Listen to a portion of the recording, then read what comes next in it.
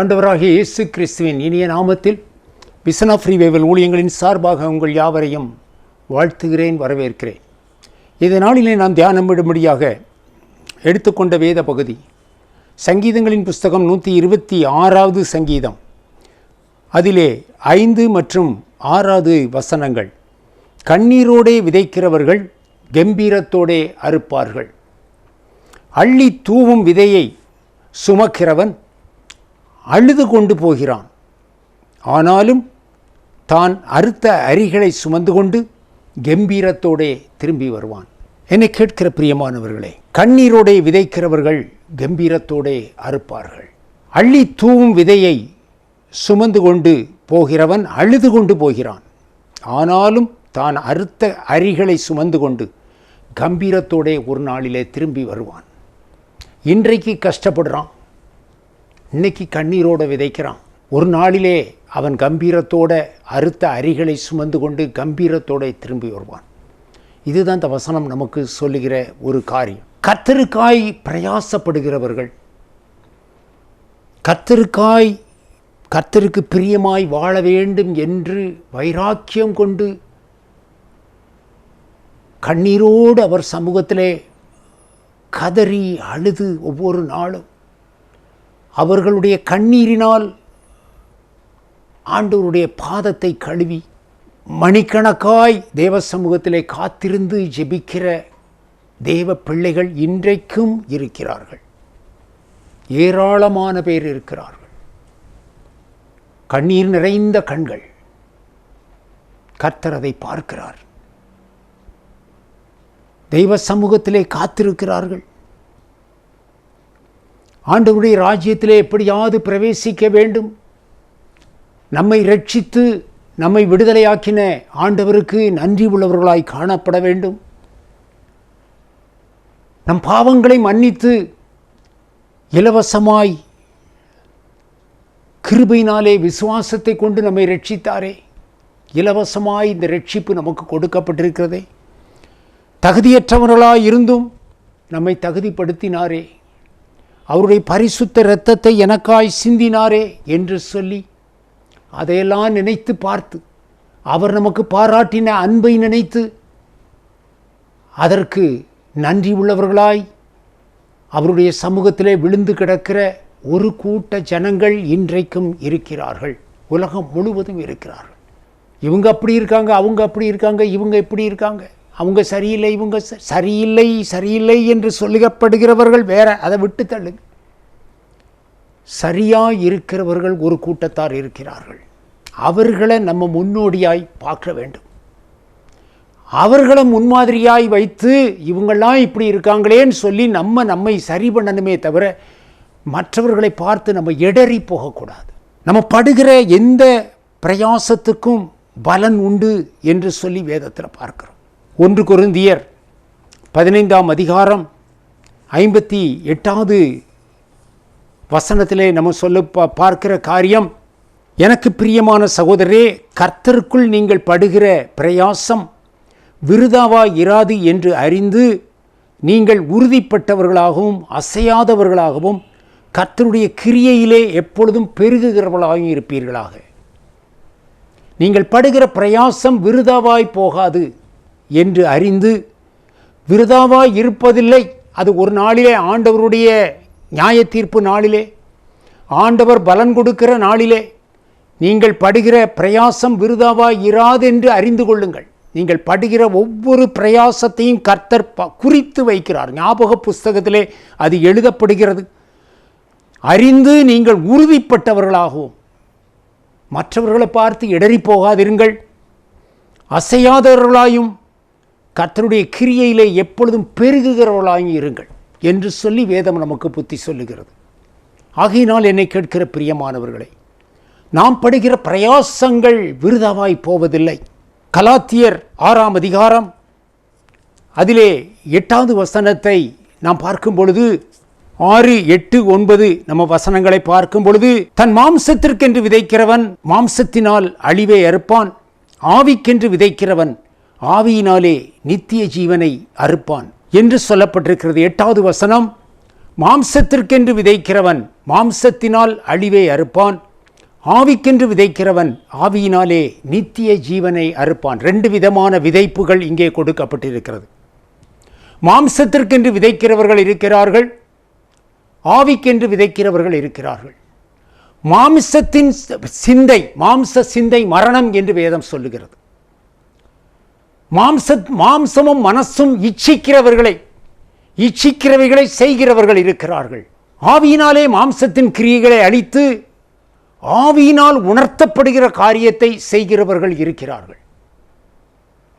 மாம்சம் இதை செய்ய என்று சொல்லும். மாம்சம் ஆவிக்கு விரோதமாகவும் ஆவி மாம்சத்துக்கு விரோதமாயும் ஒவ்வொன்றும் எதிராக இச்சிக்கிறது என்று வேதத்தில் பார்க்கிறோம். அப்போ மாம்சம் இதை செய்ய வேண்டும் என்று சொல்லும், ஆவியிலே அவர்கள் உணர்த்தப்படும். இதை செய்ய வேண்டாம், இதை செய், அதை அவர்கள் செய்வார்கள். ஆவியினால் விதைக்கிறவர்கள், ஆவிக்கென்று விதைக்கிறவர்கள். இதனால என்ன பிரயோஜனம்? உலகத்தில் நஷ்டம் தானே, உலகத்தில் லாபம் இல்லை. இதை செஞ்சால் லாபம், இதுதான் கரெக்டு, இதுதான் பிழைக்க தெரிஞ்சவன் செய்வான். எல்லாரும் இப்படி தான் செய்கிறாங்க. எப்படி? எல்லாரும் அப்படியே செய்யட்டும், நீ இப்படி செய். ஆவிக்கென்று விதைக்கிறவன் ஆவியினாலே நித்திய ஜீவனை அறுப்பான். நீங்க செய்கிற ஒவ்வொரு காரியத்திற்கும் பரலோகத்திலே பங்கு உண்டு என்று விசுவாசித்து நீ இந்த கிரியைகளை செய்வாயானால் அந்த அறுவடை உன் அரிக்கட்டுகளை சுமந்து கொண்டு கம்பீரத்தோடு திரும்பி வருகிற ஒரு நாள் வரும். நீ பட்ட பிரயாசை வீணாய் போவதில்லை, நீ கண்ணீரோடு விதைத்த விதை வீணா போவதில்லை, நீ கிறிஸ்துவுக்காய் நஷ்டப்பட்டது வீணாய் போவதில்லை. அதற்குரிய எல்லா பலன்களும் 1க்கு 100 கர்த்தர் பலன் கொடுத்த அந்த அரிக்கட்டுகள் சுமக்க மாட்டாத அளவிலே அதை தூக்கி கொண்டு நீ வருகிற ஒரு நாள் வரும். கம்பீரத்தோடு கர்வத்தோடு அன்னைக்கு வருவான். எல்லாருக்கும் முன்னால் தலை நிமிர்ந்து வருவேன். இன்னைக்கு உன்னை பைத்தியாரன் என்று சொல்லுகிறவர்கள், உன்னை நிந்திக்கிறவர்கள், தூஷிக்கிறவர்கள், உன்னை சபிக்கிறவர்கள், அவர்களுக்கு மத்தியிலே எல்லாத்தையும் பொறுத்து கொண்டு நீ கர்த்தருக்கென்று வாழுகிற அந்த வாழ்க்கை, அந்த கண்ணீரோடு விதைக்கிற விதை, ஆவிக்கென்று விதைக்கிற விதைகள் ஒவ்வொன்றும் 100 பலன் கொடுக்கிற ஒரு நாள் வருகிறது.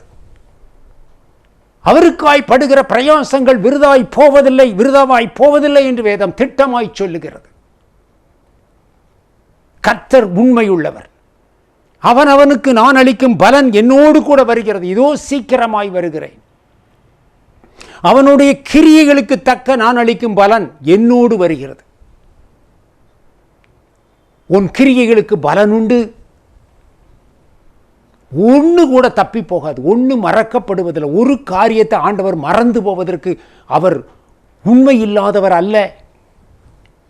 ஒவ்வொரு காரியத்தையும் உற்று நோக்குகிறது அவருடைய கண்கள். அவருடைய கண்களுக்கு முன்பாய் எல்லாம் நிர்வாணமாய் வெளியரங்கமாய் இருக்கிறது.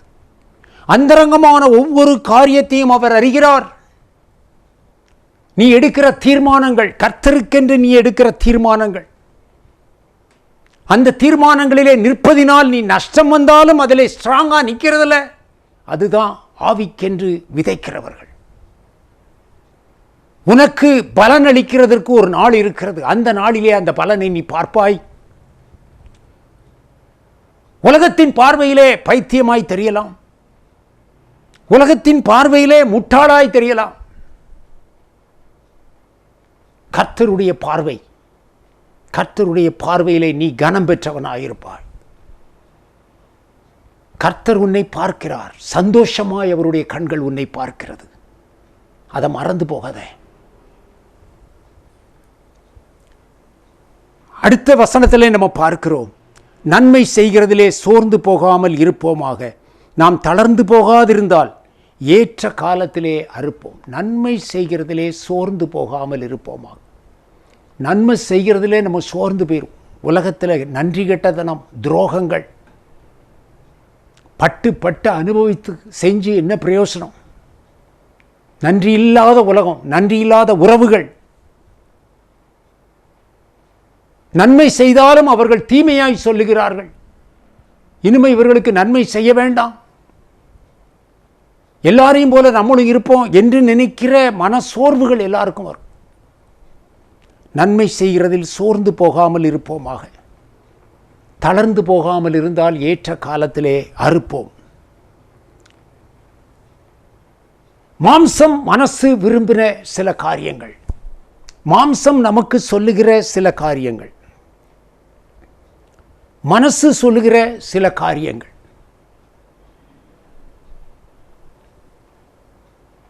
இதில் எந்த சத்தத்துக்கு நம்ம செவி கொடுக்கும்? ஆவிக்கென்று விதைக்கிறவர்கள், ஆவிக்கென்று விதைக்கிறவர்கள் நித்திய ஜீவனை அறுப்பார்கள். ஆண்டவருடைய நாளிலே அவர்கள் விதைத்த விதைகள் ஒவ்வொன்றும் 100 மடங்காய் பலன் கொடுத்து அந்த அரிக்கட்டுகளை தோளின் மேல் சுமந்து கொண்டு கம்பீரத்தோடு அவர்கள் வருவார்கள். கர்த்தருக்காய் செய்கிற, கர்த்தருக்கென்று செய்கிற ஒரு காரியம் வீணாய் போவதில்லை. அதற்கு ஒரு பலன் உண்டு. அது விதைக்கிற விதை, நீ விதைக்கிற விதை, ஒவ்வொரு விதையும் பலன் கொடுக்கிற ஒரு நாள் வரும். ஒரு பக்தி வைராக்கியத்தோடு கர்த்தருக்கென்று நீ விதை செய்கிற காரியங்கள், கர்த்தருக்காய் நீ படுகிற பிரயாசங்கள், நிந்தைகள் அவமானங்கள் மத்தியிலே, நெருக்கங்கள் மத்தியிலே, பாடுகள் மத்தியிலே எதை பற்றியுமே கவலைப்படாம கர்த்தருக்கென்று நீ செய்கிற ஒவ்வொரு காரியம் ஆண்டவர் அதை கனப்படுத்துகிறார். ஒருவேளை ஒரு சிறிய காரியமாக இருந்தாலும் அதையும் அவர் கனப்படுத்துகிறார். கர்த்தருக்கென்று ஏறெடுக்கப்படுகிற உபவாசங்கள், கர்த்தருடைய சமூகத்திலே விழுந்து கண்ணீர் விட்டு கதறுகிற ஜெப நேரங்கள், கர்த்தருக்காய் நீ செய்கிற தியாகங்கள், பிரயாசங்கள், மற்றவர்களுக்கு சுவிசேஷம் சொல்வதற்காய் நீ படுகிற பிரயாசங்கள், கர்த்தரை குறித்து மற்றவர்களுக்கு அந்த சுவிசேஷத்தை சொல்லும் பொழுது உனக்கு வருகிற அவமானங்கள், நிந்தைகள், அதெல்லாம் உன்னுடைய விதைகள், நீ விதைக்கிற விதைகள் எல்லாம் 100 மடங்காய் உனக்கு பலன் கொடுப்பதற்கு கர்த்தர் காத்திருக்கிறார். என்னை கேட்கிற பிரியமானவர்களே, ஆகையினாலே நாம் இந்த உலகத்தில் ஆண்டவருக்காய் செய்கிற ஒவ்வொரு காரியத்திற்கும் நமக்கு பலன் உண்டு. இப்படியும் செய்யலாம், இப்படியும் செய்யலாம். இப்படி செய்தால் கர்த்தர் பிரியப்படுவார், இப்படி செய்தால் உலகத்தில் ஒரு மதிப்பு, நமக்கு லாபம். எதை செய்கிறோம், எதை தெரிந்து கொள்கிறோம்? கர்த்தரை முன்னிறுத்து கர்த்தருடைய கண்கள், பூமி எங்கும் உலாவிக் கொண்டிருக்கிறவர்களுடைய கண்கள் உன்னையும் குறிப்பாய் பார்த்து கொண்டிருக்கிறது. நீ செய்கிற காரியங்களை பார்க்கிறார், நீ பேசுகிற பேச்சை பார்க்கிறார், நீ பேசுகிற வார்த்தையை பார்க்கிறார். 4 கேள்வி கேட்டணும் உங்களை, இந்த மாதிரி என்னை பற்றி பேசிட்டாங்க. ஆவி சொல்லுகிறது வேண்டாம், அப்படியே அமைதியாயிரு. கர்த்தருக்கு முன்பாய், கர்த்தரின் நிமித்தமாய் அந்த அவமானத்தை சகிக்கிறல்ல, அதுதான் நீ விதைக்கிற விதை. நீ சகிக்கிற அவமானங்கள், நீ சகிக்கிற நிந்தைகள், நீ சகிக்கிற வேதனைகள், நீ சகிக்கிற பாடுகள், எத்தனை நெருக்கங்கள், எத்தனை பாடுகள், முட்கள், அதன் மத்தியிலே லீலி புஷ்பத்தை போல நீ கர்த்தருக்காய் வைராக்கியம் கொண்டு கர்த்தரை உறுதியாய் பற்றி கொண்டு நிற்கிற உன்னுடைய கிருபை, ஆண்டவர் கொடுத்த கிருபையில் தான் நீ நிற்க, உன் சுயத்தில் நிற்கலை. அதற்குள்ளே நீ செய்கிற காரியங்கள், அந்த சூழ்நிலையிலே நீ செய்கிற காரியங்கள், அது எல்லாவற்றையும் ஆண்டவர் பார்க்கிறார். அவர் பலனளிக்கிற ஆண்டவர். அவனவனுடைய கிரியைகளுக்கு தக்கதாய் நான் அளிக்கும் பலன் என்னோடு வருகிறது. அதை மறந்து போவதற்கு அவர் மனுஷன் அல்ல, அவர் தேவன். பிலிப்பியருக்கு எழுதின நிருபம் 3ஆம் அதிகாரம், அதிலே 10வது வசனம் மற்றும் 11வது வசனத்தை பார்க்கும் பொழுது, அப்போஸ்தலனாகிய பவுல் பிலிப்பு பட்டணத்தில் உள்ள சபைக்கு எழுதுகிற நிருபத்திலே விதமாய் எழுதுகிறார். இப்படி நான் அவரையும் அவருடைய உயிர்த்தெழுதலின் வல்லமையையும் அவருடைய பாடுகளின் ஐக்கியத்தையும் அறிகிறதற்கும் அவருடைய மரணத்துக்கொப்பான மரணத்துக்குள்ளாகி எப்படியாகிலும் நான் மரித்தோரிலிருந்து உயிரோடு எழுந்திருப்பதற்கு தகுதியாகும்படிக்கு அவருக்காக எல்லாவற்றையும் நஷ்டமென்று விட்டேன், குப்பையாக எண்ணுகிறேன் என்று சொல்லி அப்போஸ்தலனாகிய பவுல் குறிப்பிடுவதை நம்ம பார்க்க முடிகிறது. பவுலுக்கு அநேக மேன்மைகள் உண்டு. ராஜ தர்பாரில் வாழ வேண்டிய ஒரு மனுஷன், கனத்துக்குரிய மனுஷன், மகிமையான மனுஷன், ராஜாங்கத்திலே உயர்ந்த அந்தஸ்து, ஸ்தானம், மகிமை எல்லாம் உண்டு. எல்லாத்தையும் குப்பையாக தூக்கி வீசினான். ஆண்டவரை அறிகிற அறிவுக்காக அவரையும் அவருடைய உயிர்த்தெழுதலின் வல்லமையையும் அவருடைய பாடுகளின் ஐக்கியத்தையும் அறிகிறதற்கும் அவருடைய மரணத்துக்கொப்பான மரணத்துக்குள்ளாகி எப்படியாகிலும் நான் மரித்தோரிலிருந்து உயிரோடு எழுந்திருப்பதற்கு தகுதியாகும்படி அவருடைய வருகையிலே நான் அவரோடு உயிர்த்தெழுவதற்கு தகுதி உள்ளவனாய் காணப்பட வேண்டுமே என்கிற ஒரு பெரிய விலையேற பெற்ற அந்த மகிமையான அந்த மறுரூபமாகிற அந்த நாளை மனதில் வைத்து இந்த உலகத்தில் உள்ள எல்லா மகிமைகளையும் மேன்மைகளையும் குப்பையை போல தூக்கி வீசி அதை பிரதானப்படுத்தி அதுதான் எனக்கு பிரதானம் என்று சொல்லி எல்லாவற்றையும் விட்டு அப்போஸ்தலனாகிய பவுல் ஆண்டவர் ஒரு வார்த்தை அழைக்கும் பொழுது தன்னை வெளிப்படுத்தின போது மாம்சத்தோடும் இரத்தத்தோடும் யோசிக்காதபடி முழுமையாய் தன்னை அர்ப்பணித்து, கர்த்தாவே நான் என்ன செய்ய நீர் சித்தமாய் இருக்கிறீர் என்று சொல்லி தன்னை ஒப்பு கொடுத்து தன்னையே அவன் ஒரு விதையாக விதைத்தான். விதைக்கப்பட்டது அந்த விதை, அது பலன் கொடுத்தது. இன்றைக்கு வரைக்கும் அது பலன் கொடுக்கிறது. அவர் எழுதின அந்த 14 நிருபங்களும் தான் இன்னைக்கு சபைகளுக்கு தூணாக நிற்கிறது. இன்னைக்குள்ள ஊழியங்களுடைய அஸ்திவார உபதேசங்கள் அந்த 14 நிருபங்கள் தான். அவரிடத்தில் அவர் மூலமாய் ஆண்டவர் நமக்கு கொடுத்த பொக்கிஷங்கள். அவர் அழிந்து போனார், தன்னை அழித்து கொண்டார், தன்னை அழிப்பதற்கு ஒப்பு கொடுத்தார், எல்லா மேன்மைகளையும் விட்டு விலகினார், உதறி தள்ளினார். மோசே அரண்மனையின் வாழ்கிற அந்த மோசே ராஜ மேன்மைகளையெல்லாம் தன்னுடைய சொந்த ஜனங்களுக்காய் இழந்தது போல இவர் எல்லாவற்றையும் இழந்து அவரையும் அவருடைய உயிர்த்தெழுதலின் வல்லமையையும் அவருடைய பாடுகளின் ஐக்கியத்தையும் அறிகிறதற்கு அவருடைய மரணத்துக்கொப்பான மரணத்துக்குள்ளாகி மரித்தேன் என்று பவுல் சொல்லுகிறார். நான் மரித்தேன், கிறிஸ்துவுக்கென்று வாழ்கிறேன், உலகத்துக்கு மரிச்சிட்டேன். அவருடைய மரணத்துக்குள்ளாகும் மரணம், பாவத்திற்கு மரித்து பழைய மனுஷன் அவரோடு சிலுவையிலே அறையப்பட்டு ஒரு புது சிருஷ்டியாய் புது மனுஷனாய் இந்த பவுல் வெளிப்பட்டார். தன்னை முழுவதும் கிருபாதார பலியாக அந்த தேவ சமூகத்திலே அந்த ரோமரில் சொன்னது போல சரீரத்தை பரிசுத்தமுள்ள பலியாய ஆண்டவருக்கென்று ஒப்பு கொடுத்து எல்லாத்தையும் விட்டு விலகி உதறி தள்ளி தனக்கென்று எதுவுமே வைக்கலை, எதையும் தேடலை, எந்த மேன்மையும் தேடலை. உலகத்தில் நஷ்டங்கள், கஷ்டங்கள், பாடுகள், உபத்திரவங்கள், வைராக்கியம் கொண்டு ஆண்டவருக்காய் நின்றார். ஒரு நாளிலே அவர் பட்ட பாடுகள் அத்தனைக்கும் கம்பீரத்தோடு அவருடைய அரிக்கட்டுகளை சுமந்து கொண்டு வருவார். ஆண்டவருடைய ராஜ்யத்தில் எல்லாரும் எழுப்பப்படும் பொழுது மரித்தோர் முதலாவது எழுந்திருப்பார்கள் என்று வேதத்தில் சொல்லப்பட்டபடி மரித்தோர்கள் எல்லாம் எழும்பும்போது அப்போஸ்தலனாகிய பவுல் எழும்புவார். அவருடைய நியாய தீர்ப்பிலே அவருடைய சமூகத்திலே அரிக்கட்டுகளை சுமந்து கொண்டு கம்பீரத்தோடு அவர் திரும்பி வருவதை நாம் பார்ப்போம். அந்த நாளிலே ஒரு ஆண்டவருக்காய் செய்கிற ஒவ்வொரு காரியத்திற்கும் மிகுதியான பலனை ஆண்டவர் கட்டளையிடுவார். ஆண்டவரிடத்திலே சீஷர்கள் கேட்டார்கள், இயேசுவே, நாங்கள் எல்லாவற்றையும் விட்டு உம்மை பின்பற்றோமே, எங்களுக்கு என்ன கிடைக்கும்? அப்போ ஆண்டவர் சொன்னார்,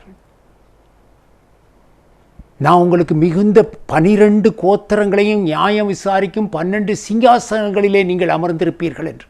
இதுக்கு மேலே என்ன மகிமை வேண்டும்? ஒன்றும் வீணாக போகாது. நீங்கள் எல்லாத்தையும் விட்டுட்டு ஒன்றும் இழந்துட்டதா நினைக்காண்டாம். 1000 மடங்கு, 1,00,000 மடங்கு கற்பனை பண்ண முடியாத மகிமையை உங்களுக்கு நான் வைத்திருக்கிறேன். பைத்தியக்காரர்களைப் போல கல்வி அறிவில்லாத அந்த 12 அப்போஸ்தலர்கள், பேதுரு, யோவான், எல்லாரும் ஆண்டவரே ஆண்டவரே ஆண்டவரேன்னு தன்னை எல்லாத்தையும் வேலையெல்லாம் விட்டுட்டு, அவர்கள் தொழிலெல்லாம் விட்டுட்டு இவர் பின்னால் வந்தாங்க. அவர்களை ஆண்டவர் பிரகாசிப்பித்தார். அவை கல்வி கல்லாதவர்களாக இருந்தாலும் அவர்கள் ஒரு கற்ற ஞானியை காட்டிலும் பெரிதான பிரசங்கத்தை பேதுரு பண்ணினார். எல்லாரும் ஆச்சரியப்பட்டாங்க. இவர் படிக்கவே இல்லையே, இவர் எப்படி இப்படி பிரசங்கம் பண்ணுறார்? கிருபைகள் கொடுக்கப்பட்டது, மேன்மைகள் கொடுக்கப்பட்டது. அந்த அற்பமான மனுஷர்கள் கையினாலே பெரிய பெரிய அற்புதங்கள் நடந்தது, மிராக்கிள்ஸ். பயந்தாங்க, எல்லாரும் பார்த்து பயந்தாங்க, கனப்படுத்தினாங்க. இந்த கனமும் மகிமையும் கர்த்தரால் வந்தது. அவருக்கென்று தங்களை ஒப்பு கொடுத்தார்கள். அவர்கள் மேன்மையடைந்தார்கள்.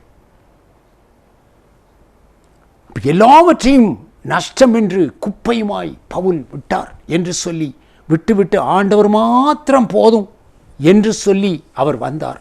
வந்ததுனால அவர் நஷ்டப்படலை. ஒரு பெரிய மகிமை இன்றைக்கு இம்மைக்கிலே கிடைக்கிற மகிமையை காட்டிலும் அவருடைய நிருபங்களினாலே, அவருடைய அந்த ரைட்டிங்ஸ், அந்த வேர்ட்ஸ், அவர் மூலமாய் ஆண்டவர் கொடுத்த அந்த வார்த்தைகள் மூலமாய் தொடப்பட்ட கோடிக்கணக்கான ஆத்துமாக்கள் ரட்சிக்கப்பட்டது. இது எல்லாவற்றுக்கும் பலன் கடைசி நாளிலே கர்த்தருடைய ராஜ்யத்திலே அவர் அதற்குரிய மகிமையும் பலனையும் அவர் அடைவார். அதில் ஒரு குறையும் கிடையாது. ஒரு விதத்திலும் அது குறைந்து போவதில்லை.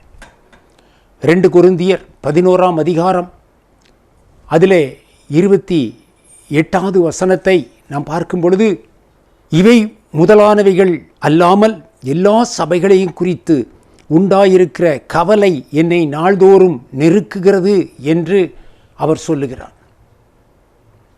ஒருவன் பலவீனனானால் நானும் பலவீனன் ஆகிறதில்லையோ? ஒருவன் இடறினால் என் மனம் எரியாதிருக்குமோ? சபைகளை குறித்த பாரம். ஒருவன் பலவீனப்பட்டா அவர் பலவீனப்படுத்தார். ஒருத்தன் இடறி போனா அவர் மனசுல எரியுது, அப்படியே வேதனைப்படுத்தார். ஆத்துமாக்களை குறித்த பாரம். அநேக ஆயிரக்கணக்கான பல்லாயிரக்கணக்கான ஆத்துமாக்கள் இவர் சுவிசேஷத்தினால் ரட்சிக்கப்பட்டது. சபைகள் ஸ்தாபிக்கப்பட்டது. சபைகளிலே அந்த ஆத்துமாக்கள் சேர்க்கப்பட்டார்கள்.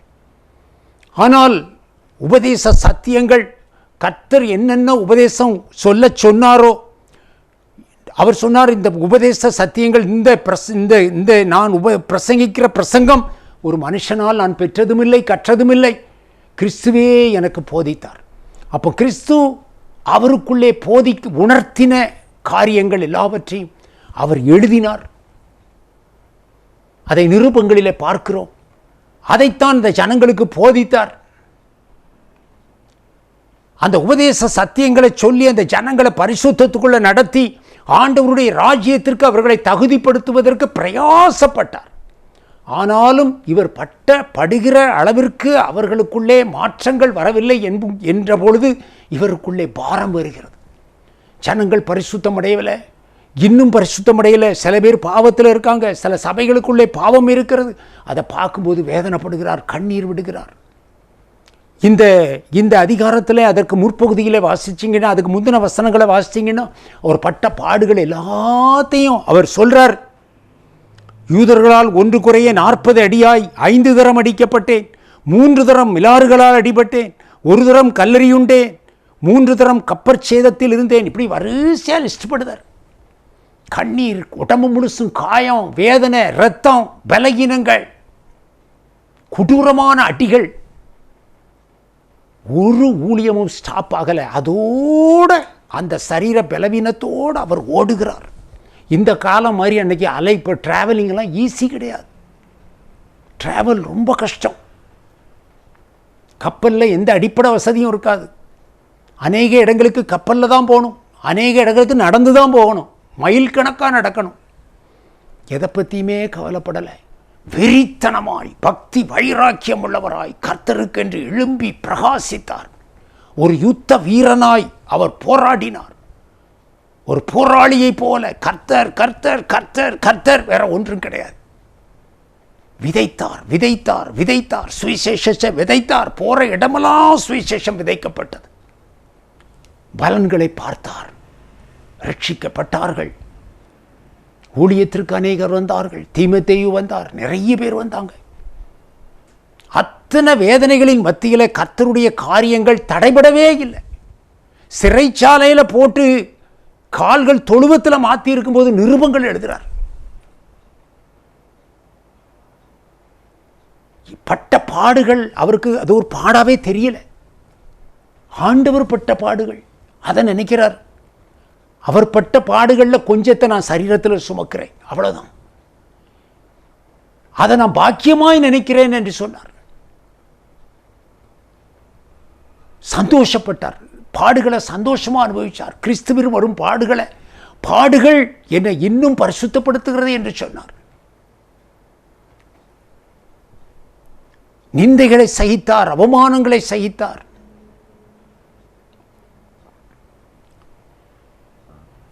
ஆண்டவருக்காய் பிரயாசப்பட்டார். இதுதான் விதைக்கிற வரை. ஆவிக்கென்று விதைக்கிறவர்கள் ஆவியினாலே நித்திய ஜீவனை அறுப்பார்கள். இன்றைக்கும் நம்முடைய நாட்களிலும் கூட இவ்வளவு பயங்கரமான காலகட்டத்தில் இன்னைக்கு எல்லாமே மேலோட்டமாக போயிட்டு, ஆவிக்குரிய ஜீவியமும் மேலோட்டமாக போச்சு. ஆனாலும் எல்லாரும் மேலோட்டமாக போகலை. ஆழமான சத்தியத்தை தேடுகிறவர்கள் இருக்கிறார்கள். ஆண்டவருக்காய் கண்ணீரோடு பிரயாசப்படுகிறவர்கள் இன்றைக்கும் இருக்கிறார்கள்.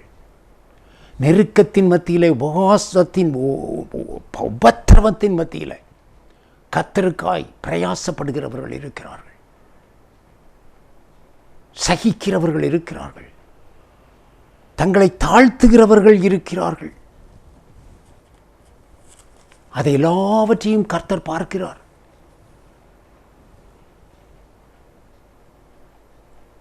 தேவ சமூகத்தில் எல்லாவற்றையும் ஒப்புக்கொடு. ஆண்டவர் உன்னை பலப்படுத்துவார். ஆண்டவர் உன்னை பலப்படுத்துவார். ஆவிக்கென்று விதைக்கிறவர்கள் நித்திய ஜீவனை அறுவடை செய்வார்கள். நீ விதைத்த விதைகள் 1, 10, 100 பலன் கொடுத்து அந்த அரிக்கட்டுகளை சுமந்து கொண்டு கம்பீரத்தோடு வருகிற ஒரு நாள் உனக்கு உண்டு. அதை மறந்து போகாத. வெளிப்படுத்தின சுவிசேஷத்தில் 3ஆம் அதிகாரத்தில் 8வது வசனத்தை நம்ம பார்த்துருக்கிறோம். உன் கிரியைகளை அறிந்திருக்கிறேன். உனக்கு கொஞ்ச பலன் இருந்தும் நீ என் நாமத்தை மறுதலியாமல் வசனத்தை கை கொண்டபடியினாலே இதோ திறந்த வாசலை உனக்கு முன்பாக வைத்திருக்கிறேன், அதை ஒருவனும் பூட்ட மாட்டான் என்று சொல்லி பார்க்கிறோம். பிலதெல்பியா சபைக்கு ஆண்டவர் கொடுக்கிற ஒரு காரியம், அந்த பிலதெல்பியா சபையிலே ஆண்டவர் பார்க்கிற ஒரு காரியம். உனக்கு கொஞ்ச பலன் இருந்தும், நீ பலகீனமானவை, கொஞ்ச பலன் இருந்தும்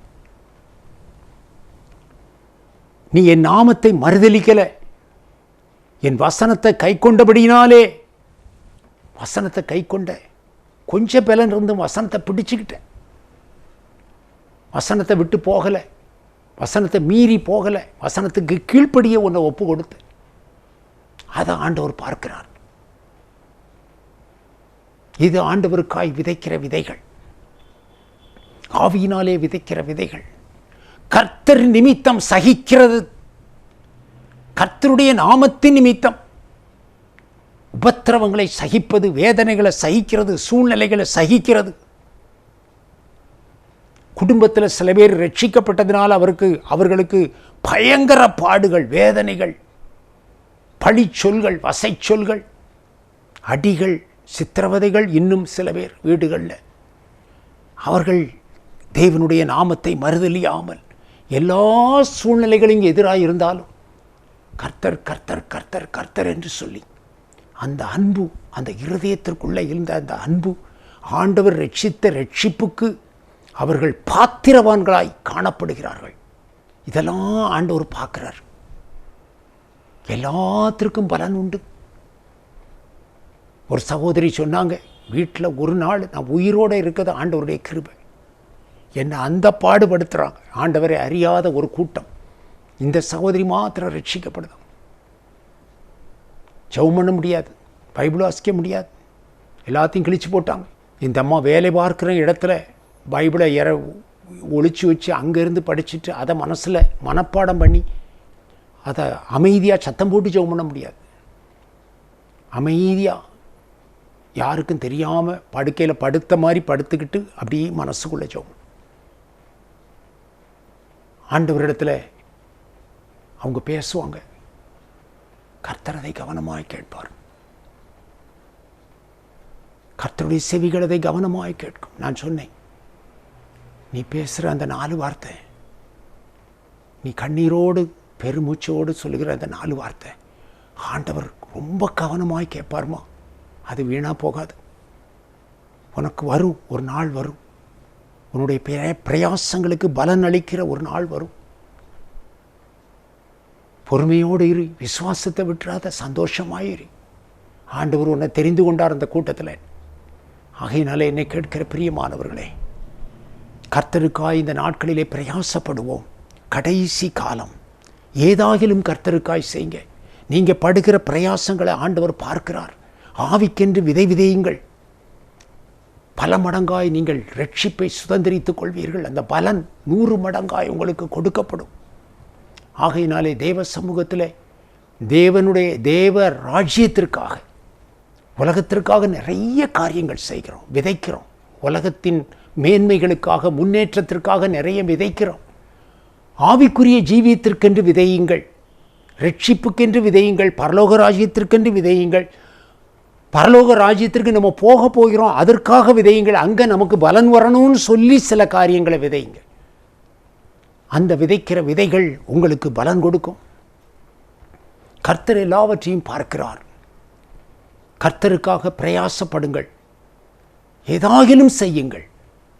கண்களை மூடி ஜெபிப்போமா? நல்ல பிதாவே, மே ஸ்தோத்தரிக்கிறோம். நன்றி உள்ள இருதயத்தோடு ஸ்தோத்தரிக்கிறோம். என் தேவனாகிய கர்த்தர் இந்த நாளிலே இந்த செய்தியை கேட்டுக்கொண்டிருக்கிற ஒவ்வொரு தேவ பிள்ளைகளோடும் நீர் பேசி இருக்கிறீர். ஆண்டவரே, அவர்கள் படுகிற பிரயாசங்களை நீர் அறிந்திருக்கிறீர். ஆவிக்கென்று விதை விதைக்கிறவர்கள் நித்திய ஜீவனை சுதந்திரித்துக் கொள்வார்கள் என்ற வசனத்தின்படி தேவனாகிய கர்த்தாவை உமக்கென்று படுகிற பிரயாசங்கள், விதைக்கிற விதைகள் ஆண்டவரே 100 பலன் கொடுப்பீராக. நம்முடைய பிள்ளைகளுடைய கண்ணீரை காண்கிற தேவன், பெருமூச்சுக்களை கேட்கிற தேவன். அவருடைய சிறையிருப்புகள் மாறட்டும், பாடுகள் உபத்திரவங்கள் மாறட்டும். ஆண்டவரே, உம்முடைய கரம் கூட இருக்கட்டும் ஐயா. ஆண்டவரே, ஒருவர் ரட்சிக்கப்பட்ட அந்த குடும்பத்தில், ஒருவர் ரட்சிக்கப்படாத குடும்பங்களில் ஆண்டவரே ரட்சிப்பு உண்டாகும்படி கிருபை செய்வீராக. இவர்களை ஆறுதல் படுத்தும். உடைய கரத்தில் ஒப்பு கொடுக்கிறோம். எல்லாவற்றையும் பொறுப்படுத்திக்கொள். மீட்பர் இயேசுவின் நாமத்தில் ஜெபிக்கிறோம் நல்ல பிதாவே, ஆமென்.